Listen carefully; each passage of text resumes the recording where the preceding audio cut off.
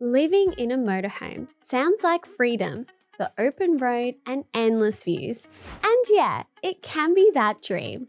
But there's a flip side most people don't talk about. And if you don't know upfront, life on the road might not be what you expect. Here are some things to consider before going all in on full-time motorhome life in 60 seconds. So, a new motorhome costs around $277,000. Sounds steep until you remember the average Aussie home currently sits at just under $1 million, a solid $700,000 difference. And with a motorhome, you're not stuck in one place. Don't like the winter? Head north.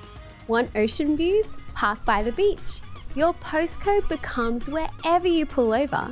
Sounds like freedom, right? But there's a trade-off.